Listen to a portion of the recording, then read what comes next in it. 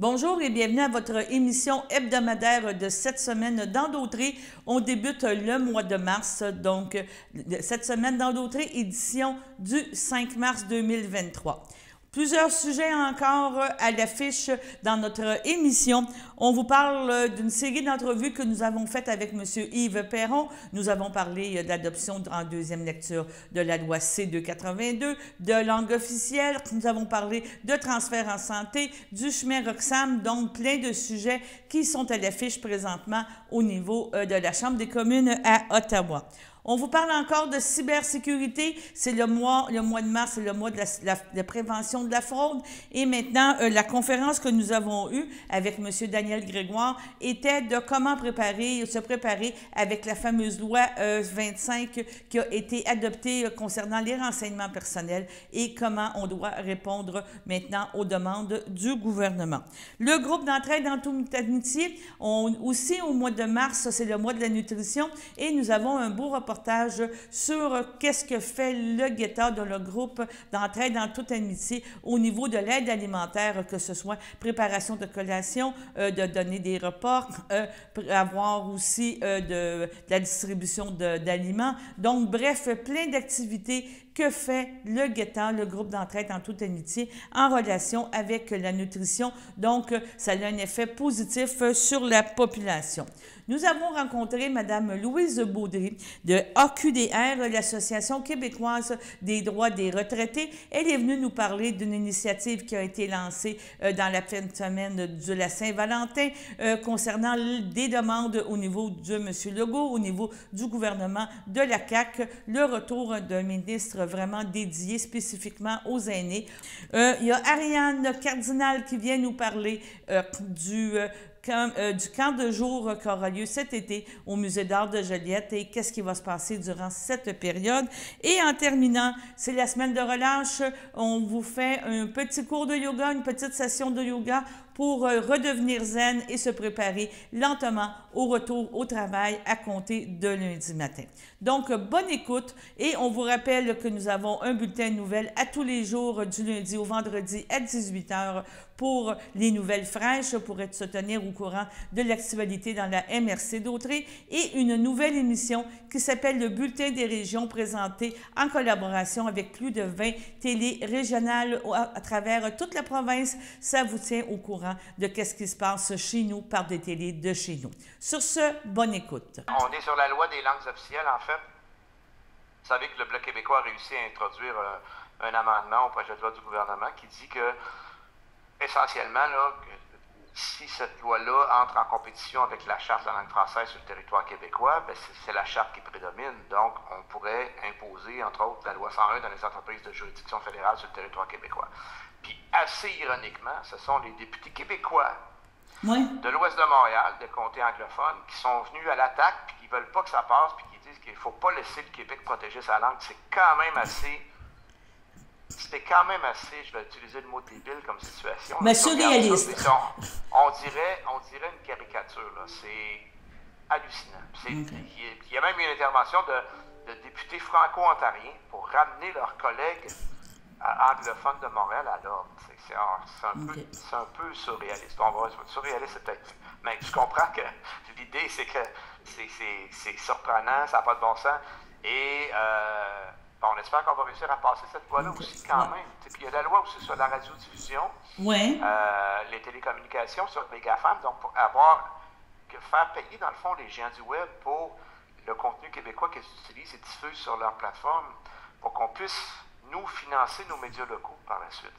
C'est ça qui est à la base de toute chose aussi. Parfait. Et ça, c'est pas clair non plus. Il y a beaucoup de blocages, entre autres des conservateurs qui font de la désinformation, qui vont faire peur aux gens en leur disant qu'on va contrôler ce qu'ils vont mettre sur le web, alors qu'il n'est aucunement question de ça.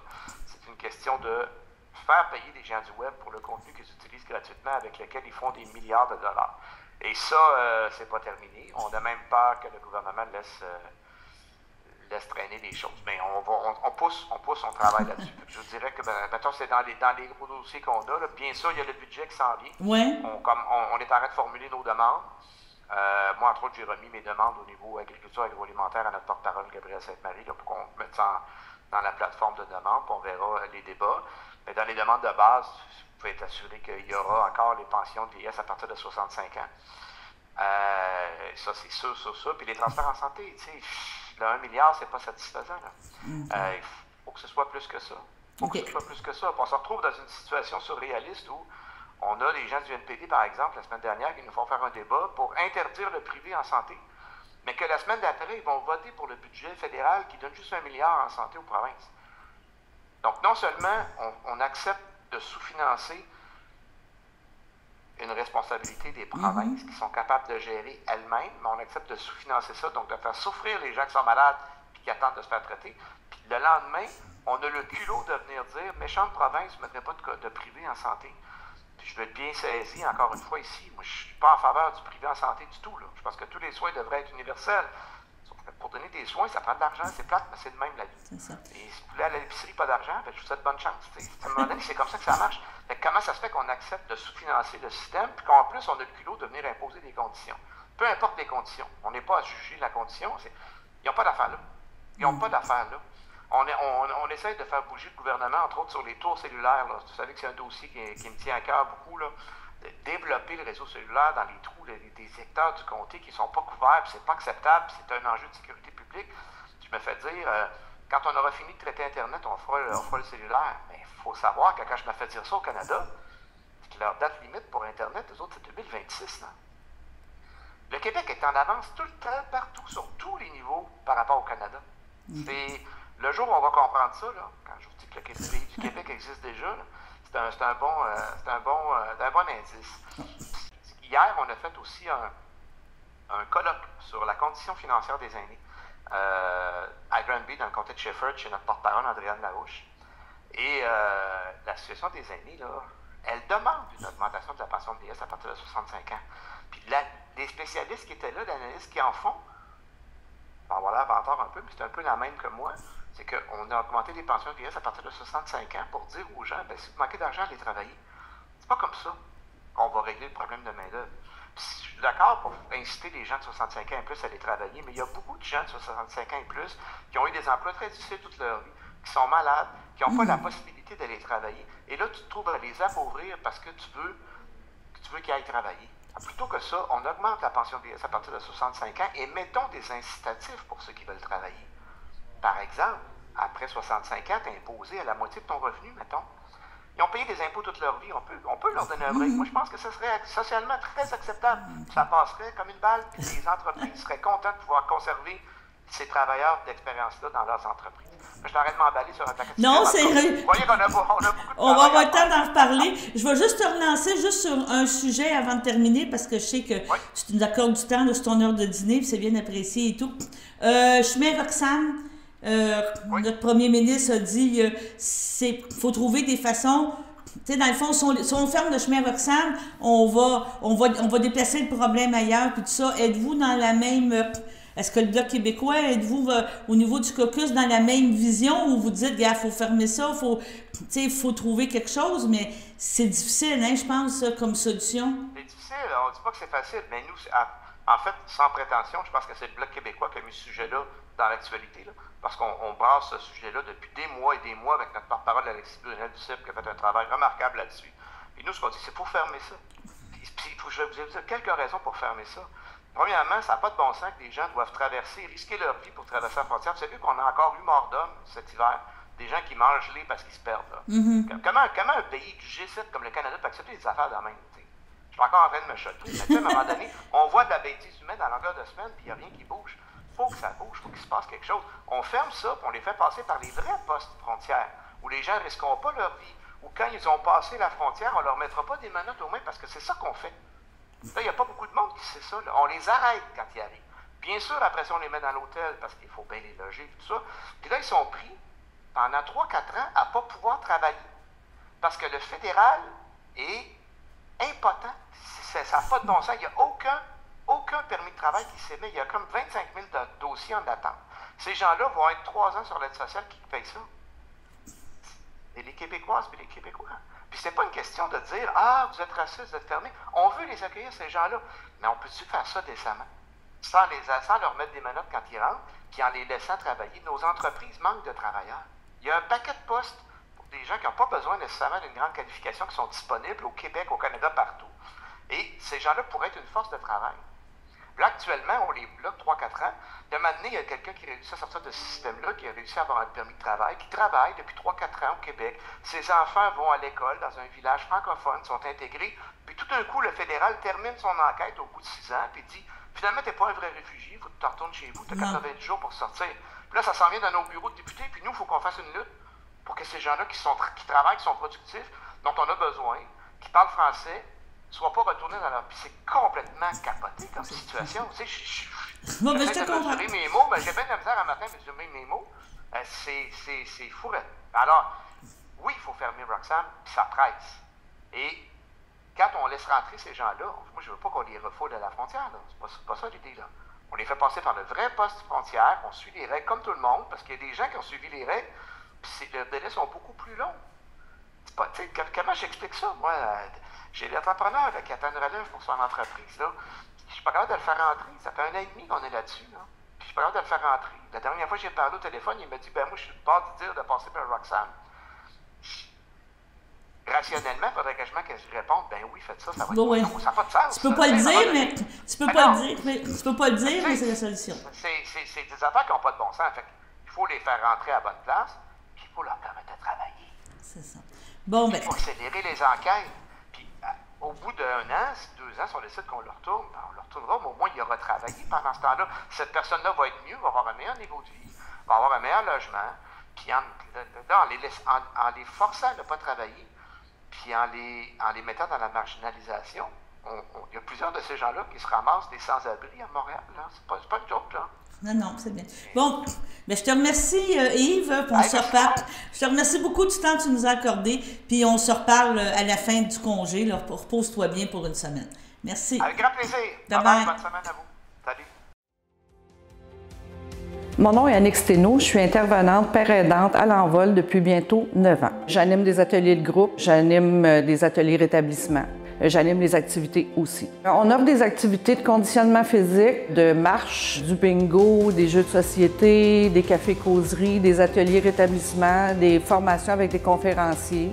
Les activités sont choisies par et pour les membres. Il y a une réunion qui se fait à chaque mois.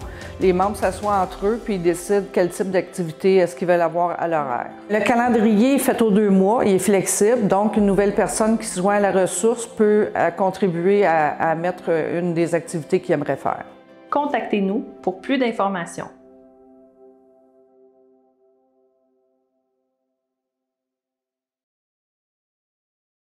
Bonjour Yves, on se reparle à la veille des vacances à la Chambre des communes et premier point que je veux discuter avec toi, comme toujours je dis toi, la belle victoire, je pense que de l'adoption du processus pour la loi C-282, on avait assisté en direct au vote. Tu avais fait une belle présentation avant. Il y avait eu beaucoup d'émotions, je pense, sur ce point-là. Et vous avez réussi à rallier beaucoup de personnes dans la Chambre. C'est 294, mais je ne suis pas sûre. Hein? Je veux juste être sûre de dire le bon chiffre. Oui, 293 votes en faveur, 23 contre, ce qui est beaucoup plus fort qu'en 2021. On avait eu 250 votes. Donc, le travail de ralliement, je vous dirais, continue de porter ses fruits.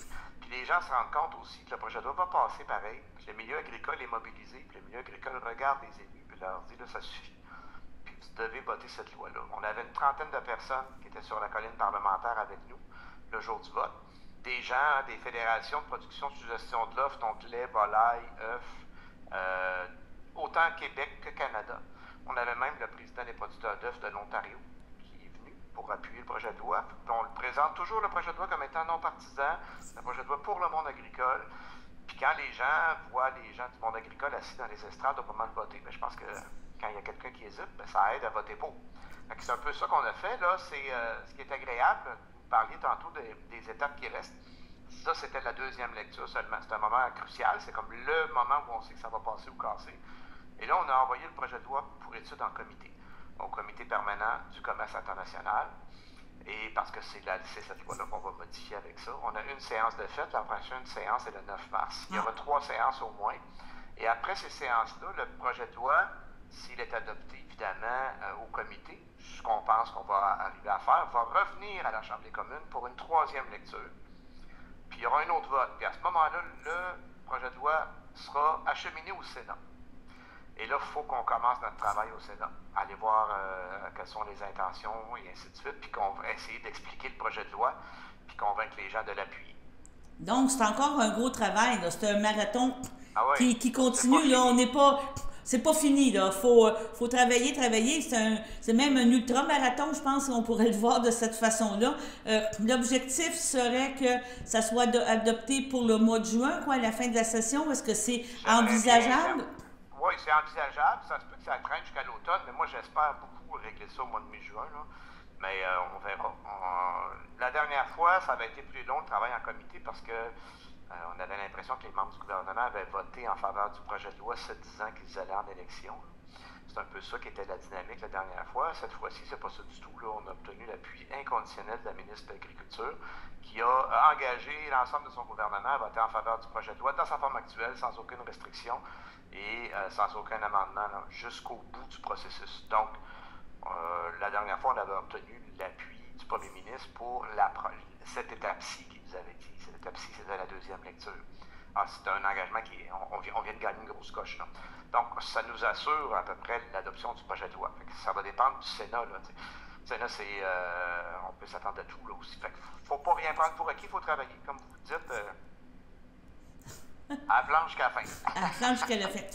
On va parler d'un autre sujet, si tu es d'accord. Ça fait un an aujourd'hui que la guerre en Ukraine a été... on pourrait dire déclarée. C'était pas une guerre, hein, c'était une intervention de la part de la Russie. Je pense que ça a beaucoup évolué. Aujourd'hui, on est vraiment à un tournant. Il faut vraiment, tu sais, il y a eu la visite de M. Biden aux États-Unis, des États-Unis en Ukraine et tout. Et au niveau politique, c'est une période charnière, là. Après un an, il faut qu'il se passe quelque chose. Le Canada envoie un petit peu plus d'armes, un peu plus de chars d'assaut. Comment ça se vit à Ottawa, cet anniversaire-là? Bien, c'est sûr que c'est pas dans la joie, hein, parce qu'on ne voudrait pas que ça dure longtemps. On n'a aucune garantie, d'ailleurs, que ça va se régler dans la prochaine année. C'est une guerre qui semble vouloir s'enliser. Une chose qui est claire, c'est que notre soutien envers le peuple ukrainien est sans faille, là, puis on est dans le bloc avec le monde occidental pour dire non, la Russie ne prendra pas possession de l'Ukraine. Donc c'est pour ça que la fourniture d'armement, tout ça évolue dans le temps, là, mais ça augmente aussi en intensité. Alors, quelle sera la suite de ça? C'est assez difficile à prévoir. On peut penser à une augmentation des combats avec l'arrivée du printemps. On verra. Mais évidemment, nous, ce qu'on souhaite, c'est que cette guerre-là se termine. Là, il y a eu des rumeurs dans la dernière semaine que la Chine pourrait peut-être fournir des armes aux Russes. Bon, j'espère grandement que c'est pas vrai, évidemment. Ce n'est que des rumeurs de toute façon. Là, fait qu'on on verra. On ne veut pas non plus que ce soit un conflit qui s'envenime, puis qui dégénère, puis qui s'étende à d'autres zones. T'sais. On peut penser là, à Taïwan, par exemple, où il y a des tensions avec la Chine. On pourrait penser aussi dans la mer du Japon. Bon. Fait que, il y a beaucoup de choses qu'on sait et qu'on ne veut pas qu'il arrive. Là. Ouais, alors, il faut quand même rester prudent. Mais l'essentiel, c'est de défendre la démocratie qui a été, tu disais tantôt, c'était pas une guerre, c'était une agression, dans le fond, là, au départ. Et il ne faut pas accepter ça. Parce qu'il faut rappeler que, quoi qu'on en pense, ça a eu des impacts majeurs sur l'année 2022, puis ça en a encore beaucoup, qu'on parle juste au niveau d'agriculture. Tu sais, on parle d'inflation, on parle de problématiques, mais c'est une grosse problématique, puis même le recouvrement, on pourrait dire, revenir à la situation normale ne se fera pas du jour au lendemain. Là. Ça va avoir un impact mondial, international, encore pour une bonne période. Là. Clairement, parce que vous savez que l'Ukraine était surnommée le grenier du monde, là. Ça nourrit plusieurs pays dans le monde, donc là, ça a créé une pénurie. Bien sûr, les exportations de grains ont repris en partie, mais c'est difficile. Je ne sais pas si vous avez vu les reportages, je pense que c'était à Infoman, là, où on montrait les lignes de camions aux frontières, parce que quand tu n'as plus accès à la mer, ben, il faut que ton matériel sorte, que ça complexifie. Puis ça fait une augmentation du coût des grains au niveau mondial aussi. Au niveau des mesures, ici, il y a eu de l'importation de poulet ukrainien là, à l'extérieur du régime de gestion de l'offre. Cette portion-là, on n'était pas d'accord avec ça, on l'a dénoncé, je pense que ça n'arrivera plus. Puis il y a aussi la taxe de 35 % sur les engrais, qui n'est pas une bonne mesure, là, tant qu'à nous, parce qu'on est le seul pays du G7 à l'avoir imposé de façon massive comme ça. Là. Je pense que le Japon a pris quelques mesures, mais qui ont beaucoup moins d'impact. Et ce que ça impacte, c'est nos producteurs à nous. Puis en même temps, ça se trouve à aider les Russes sur les marchés internationaux parce que leur grain devient un meilleur marché que le nôtre. Il y a comme quelque chose qui ne fonctionne pas là-dedans. Le gouvernement s'est engagé à remettre l'argent aux producteurs qui ont payé ces taxes-là. Mais c'est pas clair, parce que ça a passé par les coopératives de distribution des engrais, puis la facturation n'est pas égale partout. Des fois, il n'y a même pas de facturation. Fait comment savoir à qui rembourser? Là, on est là-dedans. Là. Probablement, ils vont faire on lancera peut-être un micro-programme destiné aux gens qui avaient acheté de l'engrais en 2022 pour compenser ces gens-là. Fait que ce ne sera jamais une compensation équitable à 100 %. C'est pour ça que moi, je dis, nous, on dit, dans le fond, pourquoi on n'enlève pas cette taxe-là? Là? Il y a d'autres façons. Ça ne veut pas dire que si on enlève ce tarif-là, on n'aide plus l'Ukraine du jour au lendemain. Bien au contraire. Puis tout le monde est d'accord. J'espère que je ne veux pas être mal interprété ici. Là, quand je critique certaines mesures qui ont été mises en œuvre pour venir à l'aide de l'Ukraine, c'est qu'il faut faire ça comme il faut, puis il faut faire ça de façon intelligente, puis en essayant de minimiser les impacts ici. On est tous d'accord pour aider l'Ukraine, puis d'envoyer des armes, puis de faire d'autres mesures, mais il y a eu certaines mesures qui n'étaient pas adéquates. Là. Je sais déjà qu'il y a au moins une personne ici qui ne l'a pas fait, là, mais il faut nommer le responsable et on doit l'identifier sur son site Internet, si vous avez un site Internet. Donc, s'il vous plaît, faites-le. C'est la première obligation. Et si vous ne l'aviez pas fait, vous êtes quelques mois en retard, mais vous ne ferez pas trop chicaner, mais faites-le. Ensuite, vous devez mettre en place le processus relatif aux incidents de confidentialité, notamment le registre. Le registre peut avoir quand même quelque chose d'assez sérieux et important à avoir dans votre entreprise, puisque si vous constatez qu'il y a de manière générale des incidents qui se répètent avec la même personne, dans le même secteur de votre entreprise, il y a peut-être des procédures à mettre en place pour éviter des incidents de confidentialité. Et là, on arrive à un autre élément qu'il faut mener des EFPV. Une EFPV, ça c'est nouveau dans le lingo et c'est une évaluation des facteurs relatifs à la vie privée. Il faut être capable de mettre en place ça. En fait, c'est que la loi maintenant prévoit qu'à chaque fois qu'il va y avoir des transactions qui vont avoir un impact sur les renseignements personnels qui sont détenus par une entreprise, donc si on parle d'une transaction commerciale pour une vente d'achalandage notamment, il va falloir faire une évaluation pour s'assurer que la transaction ne mette pas à risque les renseignements personnels qui feront l'objet de la transaction. Donc ça, c'est une obligation qu'on a depuis 2022. Je ne sais pas le nombre d'entre vous qui avez fait une évaluation depuis 2022. Non, moi non plus, j'en ai pas fait. Ensuite, à partir du 22 septembre 2023, vous allez avoir un plan de gouvernance sur les renseignements personnels. Et là, je vais vous allez voir, c'est un peu la checklist des choses à faire pour être à jour et éviter des mauvaises nouvelles. Puis ça va vous aider aussi. C'est un exercice qui est intéressant que nous, on a fait au bureau sur l'état. En fait, c'est un état des lieux qu'on doit faire et ensuite prendre des mesures et instaurer des politiques en matière de renseignement personnel. Et là, comment y arriver? Comment se conformer pour le mois de septembre 2023? Puis là, je vous dis quoi faire, mais vous n'êtes pas obligé de m'écouter, mais c'est des recommandations. Donc, si vous voulez vous confirmer d'ici le 22 septembre 2023, je vous recommande de faire un plan avec votre équipe, voir qui est votre responsable. Est-ce que vous avez besoin de consultants externes? Il y a des consultants, il y a des gens qui se spécialisent dans le renseignement personnel, dans la gouvernance des entreprises. La gouvernance est un terme qui est à la mode, là. Mais reste qu'une gouvernance, c'est un ensemble de politiques et de procédures qui permettent de mieux gérer notre entreprise. Donc, vous devez adopter un plan de gouvernance spécifiquement pour les renseignements personnels. La première étape, c'est de cartographier, inventorier les renseignements personnels que vous détenez. Et ça, sérieusement, c'est quand même assez troublant de voir la quantité, la masse de renseignements personnels que l'on détient, tant pour nos clients que pour nos employés. Donc, au cabinet, on a un bureau d'avocats, on a des notaires aussi. Évidemment, on a beaucoup de renseignements personnels. C'est un peu notre pain, notre beurre. On est habitué de travailler avec le secret professionnel et de protéger la confidentialité des informations. Mais vous allez voir, c'est quand même surprenant. Si vous regardez vos listes de clients, juste toutes les informations que vous avez sur vos clients, ben là, c'est le temps de voir quels sont les renseignements que j'ai, sur qui est-ce que j'ai les renseignements, à quoi me servent les renseignements, puis est-ce que j'ai obtenu le consentement pour ces renseignements-là. Ça, c'est l'état des lieux que vous pouvez faire. Vous pouvez aussi regarder les mesures que vous prenez déjà. Peut-être que vous avez un manuel de l'employé dans lequel vous prévoyez déjà des engagements de confidentialité de la part de vos employés, par exemple. Fait que ça, c'est des mesures qui sont nécessaires, qui sont à prendre. Vous regardez, vous faites votre état des lieux. Ensuite, vous regardez quelles sont les lois qui sont applicables à votre situation.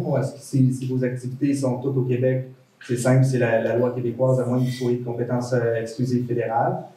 Sinon, est-ce que vous avez des clients dans d'autres juridictions? Bien là, il faudra valider quelles sont les obligations qui sont prévues dans les lois des autres juridictions. Une fois que c'est fait, pour programmer votre gouvernance, vous avez l'information de la loi, vous avez regardé où vous êtes présentement, vous avez fait un état des lieux. C'est de prendre des mesures tranquillement pour atteindre l'idéal d'ici les 6 prochains mois, en comptant les vacances estivales et la relâche la semaine prochaine. Et par la suite, une fois qu'on fait un programme de gouvernance, bien là, c'est les méthodes de déploiement. Mais l'important, puis ce que je vous recommande fortement de faire là, à court terme, c'est prenez quelques minutes avec votre équipe cette semaine au retour de la relâche et regardez quels sont les renseignements personnels que vous avez. Quels sont les renseignements personnels que vous avez et dont vous n'avez plus besoin. Mon rôle ici, c'est surtout au niveau des cuisines. Donc, je gère 4 employés en cuisine. Je fais leur horaire, qu'est-ce qu'ils ont à faire toute la semaine. On sort pour à peu près 900 déjeuners par jour pour l'école primaire et l'école secondaire à Berthierville. Grâce au Club des petits déjeuners, on offre ce service-là aux élèves de Berthierville et aussi en collaboration avec le programme Écolation. Donc, ils peuvent avoir un produit céréalier, un produit protéiné et un fruit et légumes à tous les jours de la semaine à ce moment-là. Il y a aussi un traiteur qui est affilié à l'école primaire pour les enfants qui désirent avoir accès à ce service-là. Les enseignants, quand ils détectent des enfants qui se nourrissent moins bien ou qui en auraient besoin, ils nous les réfèrent. Puis nous, à ce moment-là, on paie le service traiteur pour que ces enfants-là aussi y aient accès. On a le dépannage alimentaire qui aide une centaine de familles à chaque semaine ici à l'organisme. Donc, les familles se présentent ici pour s'enregistrer en tant que membres de l'organisme. Ensuite, ils peuvent venir là, à toutes les semaines chercher du dépannage alimentaire. Pour les familles qui sont 1 ou 2 personnes, c'est 10 $ par mois. Les 3 et 4 personnes, c'est 15 $ par mois. Et les 5 et plus, c'est 20 $ par mois. Ils payent, puis ils peuvent venir là, à tous les jeudis chercher la nourriture. Moi, je m'assure, des fois, on a des fonds pour combler ce que Moisson La Nodière nous donne. Puis les autres commerçants aussi autour sont généreux, puis nous donnent des trucs. Je m'assure qu'il y a de tout à tous les jeudis. Ici, à l'organisme, on a le repas communautaire les mercredis. C'est un service offert aux membres gratuitement. Les non-membres peuvent y participer. C'est au coût de 5 $ à ce moment-là. Avec les restes, ce qu'on fait, c'est qu'on prépare des petits plats qui sont en vente à la friperie L'Abbaye-Tout à des coûts là, vraiment pas chers. C'est 4 $ environ, puis 1 $ de moins quand tu es membre. Donc, on vend de la soupe, sauce à spaghetti. Souvent, on a du poulet général Tao, des pâtés chinois, des choses comme ça que les gens peuvent venir acheter ici là, en format individuel.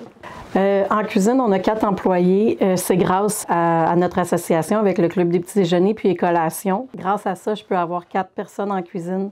En fait, je peux avoir 3 personnes en cuisine, puis j'en ai une qui c'est une subvention salariale. Donc, je suis chanceuse. Présentement, mon équipe est complète. Ils sont 4. Ce qu'elles font, c'est que je leur demande, là, le matin, elles sortent les collations pour que mes livreurs puissent les apporter dans les écoles, dans les différentes écoles.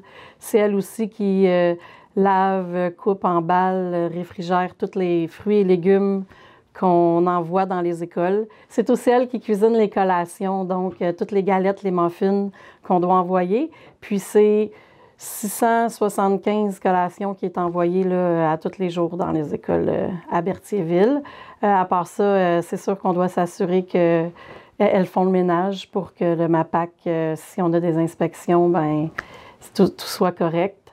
Les petits plats, c'est elles qui les préparent. Elles préparent aussi le repas du mercredi.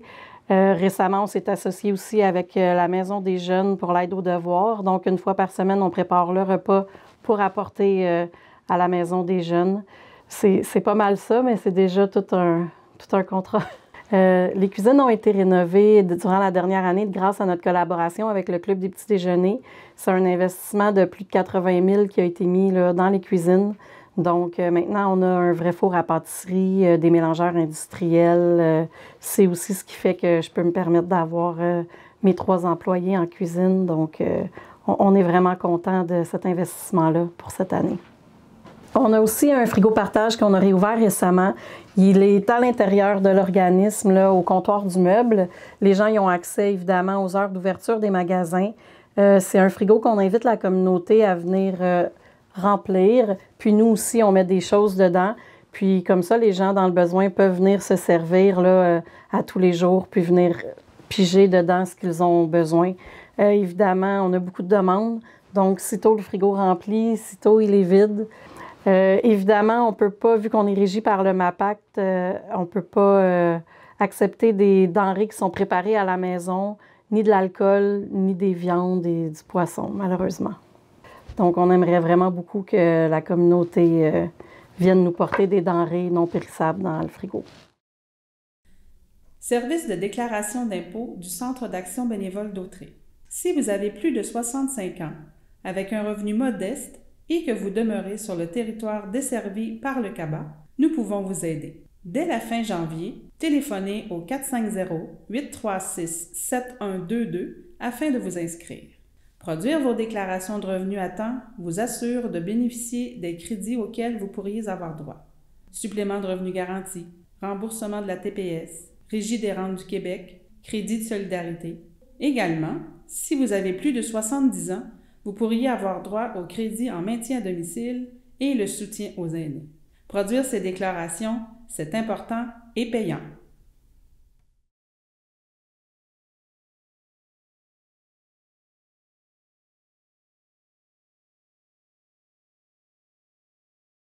Tu voulais me parler en terminant des prochaines activités que vous avez qui est importante, justement. Oui. Tu me parlais au niveau des impôts. Oui, justement. Le 13 mars, à Saint-Gabriel, il va y avoir on est en période d'impôt, de rapport déclaration d'impôt, comme on dit. Alors, on va avoir une activité. Alors, on va avoir différents sujets et la loi sur l'impôt change, évolue à chaque année. Alors là, on a fait venir quelqu'un de Revenu Canada, Revenu Québec, qui va venir parler aux gens puis expliquer tout ce qu'il y a dans le rapport d'impôt. Il y a des nouveaux crédits, il y a beaucoup de nouveautés, des nouveaux crédits que les personnes aînées peuvent profiter. Alors, comme avec une pension, on n'a pas nécessairement beaucoup de sous. Il faut récupérer le plus qu'on a. Oui, il faut quand même le dire. Oui. L'important, c'est de récupérer le plus d'argent qu'on est capable. C'est normal, puis d'y avoir droit, parce que malheureusement, encore là, je pense que, comment on a dit notre cher gouvernement, mais nos gouvernements ne nous diront pas que vous avez oublié ci, vous avez oublié ça. Ils vont, c'est nous, toujours, c'est plate, c'est malheureux, c'est toujours nous qu'il faut qu'il y ait quémander, je vais dire le terme comme ça, aller dire « Ah, ben regarde ça, j'aurais ça. » J'aime mieux demander pour me faire dire « Non, t'es pas admissible » que de passer à côté. Certaines de nos années font faire avec des comptables qui, des fois, voient des choses, mais moi-même, maintenant, je fais mes propres impôts. Alors, c'est le fun de savoir, il y a encore des personnes aînées qui ont pris l'habitude de faire leur propre rapport d'impôt ou avec un enfant, mais l'enfant connaît-il les particularités des personnes aînées? Alors, moi, je me dis, pourquoi ne pas profiter de cette information-là? Alors, vous venez, vous vous inscrivez, et puis vous allez... C'est se prendre en main. Oui. Je te répondrais, c'est... Mais c'est s'occuper de ses affaires. Oui. C'est finances, c'est comme d'autres choses. Il faut que tu t'en occupes, sinon tu peux te faire avoir. C'est devenu des sujets très importants. Oui. Alors, si les gens veulent s'inscrire, ils appellent au numéro de téléphone de la QDR, qui est le 835-4707. Et le poste, parce qu'on est dans un bureau à plusieurs personnes, et on est au CLSC, alors le poste, c'est 433499. Oh, 433499, c'est bien alors, ça. Alors, 835-4705, le poste 433499. Bon, bien, je te remercie beaucoup, Louise. Merci. C'est très agréable de venir te parler, puis viens nous en reparler encore. Oui, viens nous donner le résultat. Et comme de fait, je vais prendre ton crayon, gars, je vais signer tout de suite. Tu vas pouvoir partir avec une nouvelle carte. Merci, bien. Tiens, ma chère. Merci infiniment. Fait que ça s'en va à la poste, directement posté à Berthier. Alors, on espère que ça va tout se rendre là-bas. Merci de l'opportunité que vous avez de parler de la QDR. Puis on viendra, on a plein de choses, effectivement, c'est très agréable. Alors, on viendra vous parler. On a, entre autres, un petit manifeste là, qui parle des droits des personnes aînées, qui est très intéressant, qui fera une émission à 8 Bien oui, c'est ça. Alors, on va revenir. On va revenir sans problème. Merci, Louise. Merci beaucoup, Daniel. Au revoir. Nous sommes de retour avec Mme Louise Baudry, qui est présidente de l'AQDR, donc l'Association québécoise des retraités. C'est correct. Oui. Vous avez fait, je ne dirais pas une action d'éclat, mais vous avez fait quelque chose dans le cadre de la Saint-Valentin qui est important pour vous parce qu'il y a eu une prise de conscience suite aux dernières élections provinciales qu'on a perdu notre ministre des Aînés. Oui. La QDR est une association apolitique qui n'a pas de religion.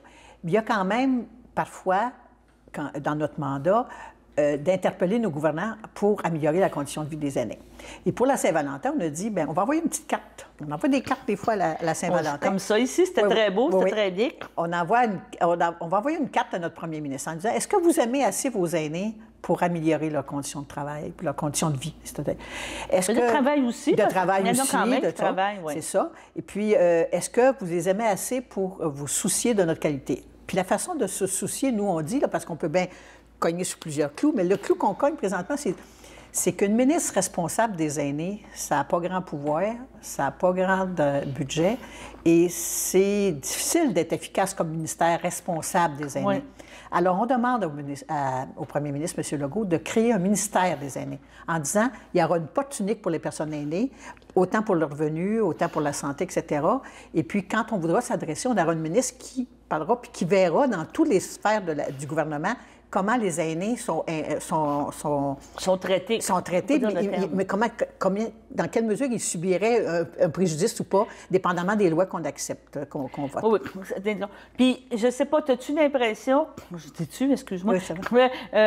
As-tu l'impression qu'ils ont comme dit, on a résolu le problème, on a mis des maisons des aînés, tout est beau. Wow. Tout est beau, donc notre job est fait. Marguerite a fait sa job parce qu'on avait Marguerite Blais.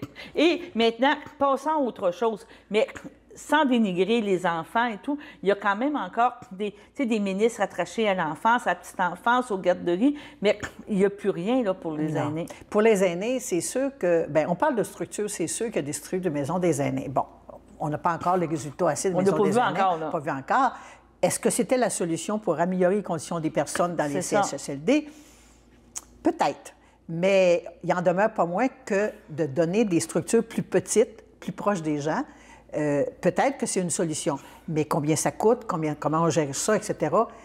On a parlé d'1 million par porte, là, c'est beaucoup de sous. Oui. Puis c'est sûr que nous autres, en région, là, on faut se le dire, hein, les maisons des aînés, ça va selon la population. Fait que si tu es dans un secteur pas très populeux, mais quand même assez important, tu payes des taxes comme tout le monde, dans quelle mesure, où est-ce qu'on va aller les priorités? On peut faire inaugurer des maisons des aînés, mais en réalité, quand ça arrive, comment c'est géré, puis c'est quoi la part? Puis nous, on dit tout le temps, si vous voulez faire quelque chose pour les aînés, impliquez les aînés. Parce que dans un des mandats de la QDR, c'est de faire en sorte que les aînés soient aussi des citoyens à part entière. Des citoyens, des citoyennes qui ont le mot à dire quand il y a quelque chose. Parce qu'ils ont travaillé. Ils ont de l'expérience. Il y en a beaucoup qui ont travaillé, qui ont contribué à ce qu'on est aujourd'hui. C'est pas possible, Daniel, l'expertise qu'on a chez les personnes aînées, si on la mettait en évidence, si on lui permettait de s'exprimer, moi, je suis sûre qu'on épargnerait, même financièrement, on économiserait bien des sous. Il faut compter sur l'expérience. Puis moi, je me dis, quand j'ai travaillé déjà avec les personnes handicapées, on donnait la parole aux personnes handicapées, c'est quoi ton besoin? On fait la même affaire avec les personnes aînées. C'est quoi vous voulez? Puis des décisions uniformes à travers du Québec décider dans un bureau à Québec, je ne suis pas sûre que c'est la bonne idée. Intéressons, mettons en place des personnes dans les lieux décisionnels, des personnes aînées. Tout le monde profiterait. Mettons des personnes aînées dans l'école municipale, dans le réseau de la santé, partout. Vous allez voir que les personnes aînées, puis ils ne demandent que ça, les personnes aînées, à partager l'expérience qu'ils ont. Il n'y a pas de date d'expiration. Non, on n'a pas de date d'expiration, heureusement. Non, mais tu comprends ce que je veux dire? C'est pas parce que tu commences à recevoir ton chèque de rente du Québec que tu es expiré, là. Tu sais, faut... Bien, moi, je me dis, depuis j'ai 65 ans, bien, j'ai plus que 65 ans maintenant, là, mais j'ai participé à la société et je fais... À la QDR, je peux mettre l'expérience de ce que j'ai vécu, puis tout ça. Et c'est ça que les personnes aînées demandent. C'est prenez-moi en considération, puis voyez-moi pas comme un problème, mais comme un apport à la solution de la société. Puis ce que le monde a comme expérience, bien, ça peut toujours profiter à n'importe quel secteur de notre vie. Puis il y a un autre point qu'on peut rapporter, puis qu'on sait, c'est comme tantôt quand tu me parlais, cette défense-là, mais tu sais, il y a je ne veux pas dire une solution, mais il y a beaucoup de sous qui est donné à beaucoup de choses. Puis, en donné, tu sais, qu'on parle de revenus de pension, de revenus des rentes du Québec, tu sais, il y en a qui sont encore beaucoup sous le seuil de la pauvreté, qui ont de la difficulté. Oui. Et ça, c'est pas indexé. Là, on est en grosse période d'inflation, puis c'est pas évident, là. Tu sais, là, ils ont augmenté les salaires de tout le monde, mais ils n'augmentent pas les apports au gouvernement, aux employés. Puis les personnes aînées, moi, je me dis, elles peuvent donner... Je regarde tout le bénévolat. Moi, je le vois à la QDR, toutes les heures de bénévolat que les personnes donnent pour aider quelqu'un, pour des aidantes naturelles à 80 ans, il y en a. Oui. Alors, ces personnes aînées-là, ils ont un apport à la société et je me dis, on ne peut pas, comme société, se passer d'aînés. Moi, je trouve qu'à 72 ans, je trouve que je peux encore réfléchir, apporter mon apport, puis on me demande mon opinion, je vais la donner. Bien, il y en a plein de personnes aînées, des hommes, des femmes, qui ont une expérience de vie. C'est la richesse, d'ailleurs, de la QDR. Moi, je rencontre des personnes, là, puis je discute avec eux autres, là, et je m'aperçois combien les personnes ont d'expérience, d'expertise, puis ça m'intéresse, puis ça, on y apprend, là. C'est pas parce que tu as un diplôme universitaire qui n'est pas méchant en soi, mais l'expérience de vie est bonne. Oui, bien c'est ça, je m'en allais dire. C'est pas le diplôme sur le bord de la porte qui fait que tu es compétent ou tu n'es pas compétent. Bien, si tu es enrichi avec une bonne qualité de vie, avec une bonne expérience de vie, je pense que le diplôme, il vaut pas mal plus cher. C'est ça, mais tu es d'accord avec moi? Alors, que ça, c'est avec cette carte-là, elle est présentement en circulation. On en a 2500 à faire signer pour le moment, pour nous, là, la QDR Brandon. On demande aux personnes qui les voient. On va solliciter des gens. On a déjà commencé à en faire signer à plusieurs personnes. Si vous voyez des gens qui vous sollicitent pour cette carte-là, allez-y, signez-la. Vous faites une bonne œuvre. Vous mettez en valeur les personnes aînées. Et cette carte-là, après ça, va être envoyée directement... Par la poste, une par une. Alors, on espère que la boîte postale du premier ministre dans son bureau de comté va être... non, à Québec, celui-là. À Québec, oui. Alors, il va être inondé de cartes postales et peut-être qu'en cours de route, il va dire, bien, qu'est-ce qui se passe? Cette initiative-là et cette action-là a été initiée par 3 AQDR ici, celui de Desmoulins, celui chez nous, Brandon, et celui de Radon, la Waro. Elle a été reprise par quelques AQDR à Montréal. On sait que le mouvement s'en va jusqu'au lac Saint-Jean. Alors, si les 45 000 personnes membres de la QDR au Québec faisaient ce geste-là, je pense que ça pourrait avoir un impact.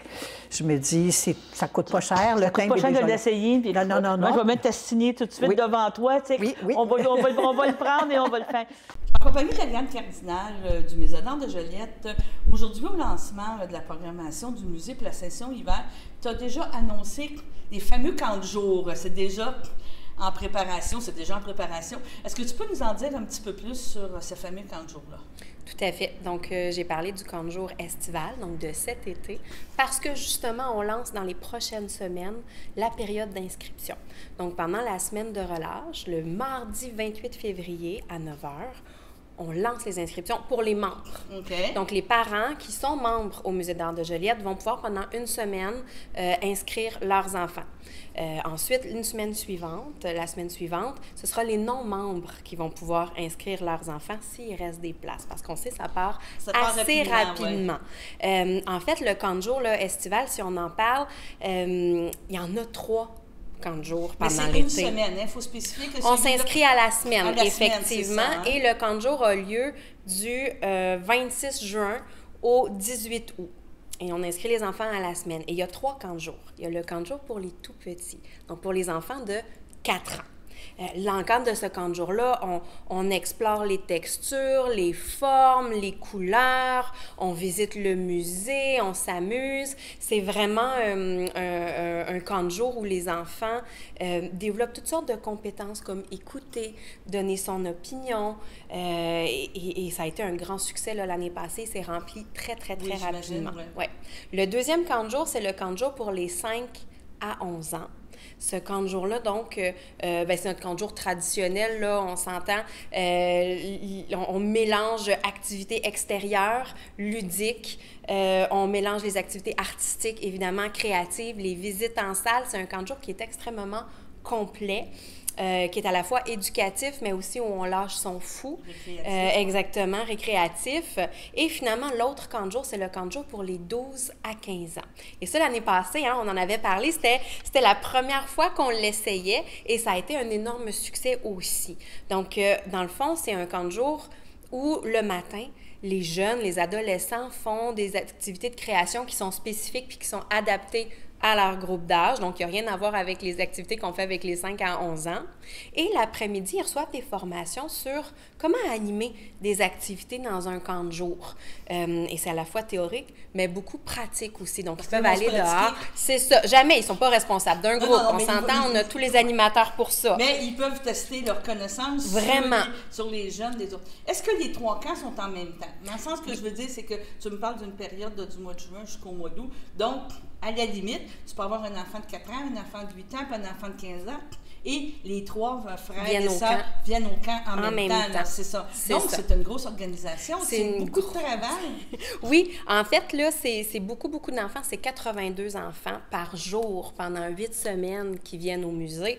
On a une équipe, là, incroyable d'animateurs. Donc, on parle d'une dizaine d'animateurs, animatrices, 2 coordonnatrices. Généralement, ce sont des étudiants en arts visuels au cégep ou même à l'université qui viennent animer les jeunes. Donc, c'est un très, très gros camp, là, mais c'est un camp qui est fabuleux, en fait, pour des enfants d'avoir cette opportunité-là, de vivre une expérience aussi créative qui permet de s'exprimer, de rencontrer d'autres gens qui trippent art. Puis même, on a des enfants qui trippent pas tant que ça art, mais qui vont tripper art. Oui, c'est ça, qui développent là, toutes sortes de goûts parce qu'on fait pas juste de l'art plastique, on fait aussi du théâtre, de l'improvisation, de la danse, de la performance, de l'installation. On fait toutes sortes de choses aussi, pas juste du dessin ou de la peinture, des choses un peu plus traditionnelles. Donc, on va complètement ailleurs aussi. Donc, les camps commencent à 9 h le matin? Oui. Puis ils finissent à 5 h, c'est ça? Dans le fond, c'est un camp de 9 à 4. Okay. Par contre, on offre gratuitement le service de garde de 8 h à 9 h et de 4 h à 5 h. OK. Donc, c'est vraiment que c'est un appel à tous. Surveillez le site web du Musée d'art et à la limite, inscrivez vos membres. Après ça, vous allez pouvoir... Oui, parce que ça part vite. Ça va partir rapidement. Bon, ben, je te remercie, Ariane, puis on se reparle de d'autres projets par la suite.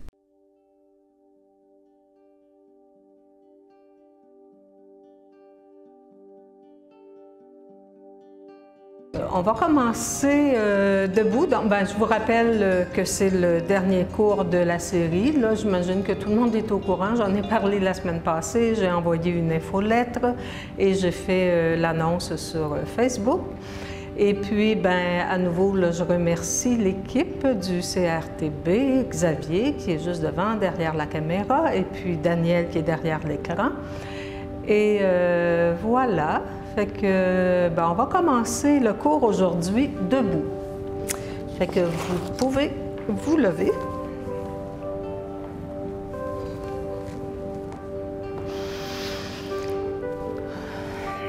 Et puis,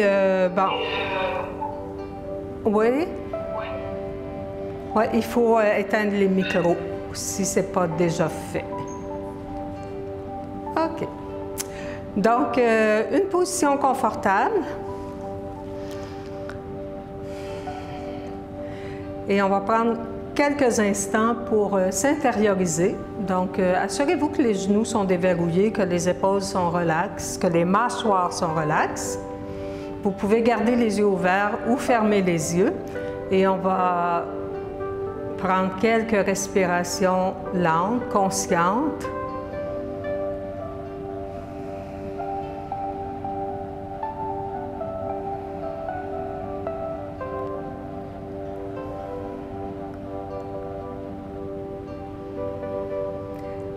répéter mentalement son Sankalpa à quelques reprises.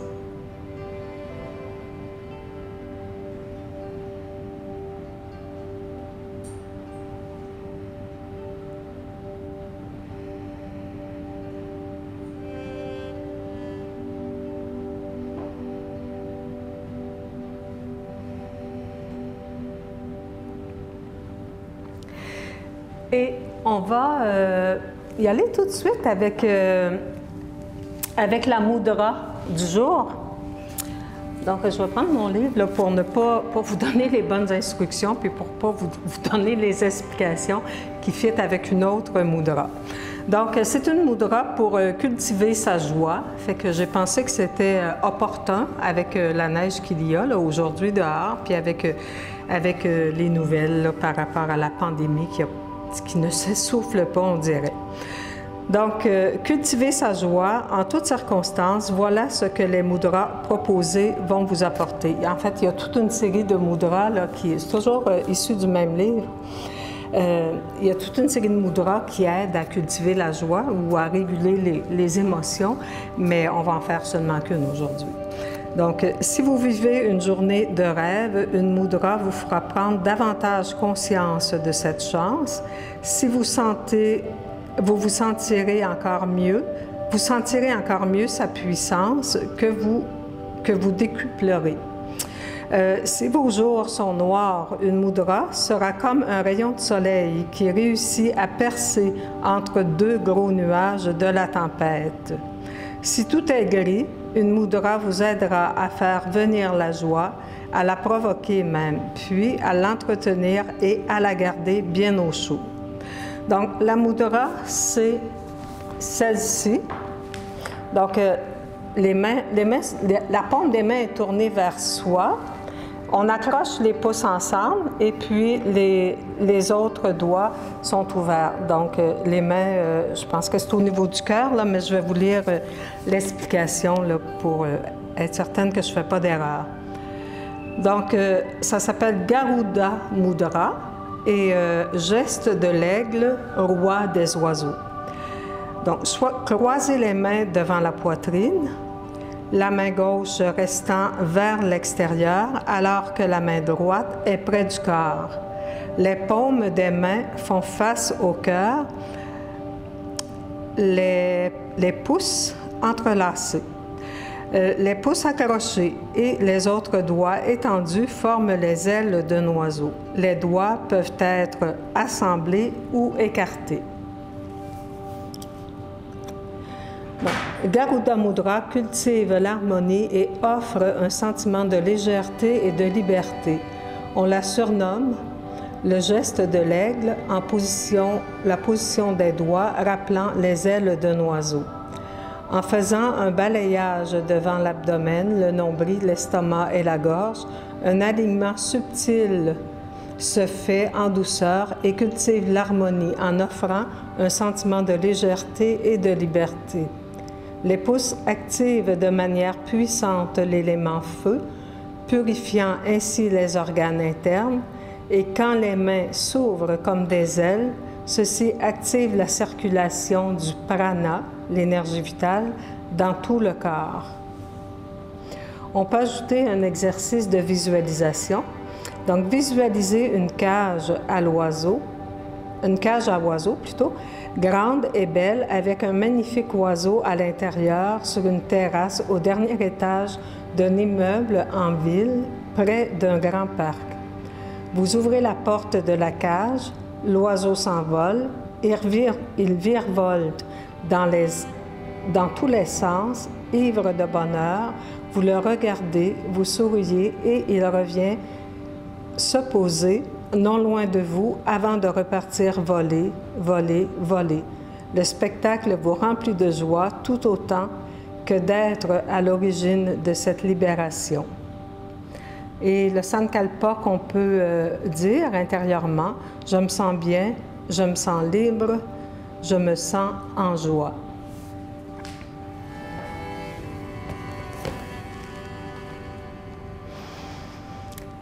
C'est bien, vous pouvez ramener les bras le long du corps. Je vous rappelle que les mudras, on peut les faire, je trouve que c'est une belle petite routine pour démarrer sa journée. Fait que si vous avez le goût de les faire pendant toute la semaine qui suit le cours, hein, ça prend 5-10 minutes, pas plus. Fait que c'est une belle façon de démarrer sa journée. Et on va poursuivre avec cette semaine un do-in. Fait que écartez un peu les pieds. Amenez les mains ensemble et on frotte vigoureusement les mains ensemble l'une contre l'autre pour amener de la chaleur. Donc un do-in, c'est un automassage qui permet d'activer la circulation d'énergie dans le corps. On place le bout des doigts, donc les doigts sont écartés, le majeur, l'index et l'annulaire sont un peu écartés. On les place en haut du front et puis on fait des petites rotations avec les doigts pour faire bouger la peau. Donc on part du sommet du front puis on descend lentement. Assurez-vous que les genoux sont déverrouillés, les mâchoires relaxent. Donc, on continue à descendre sur les joues.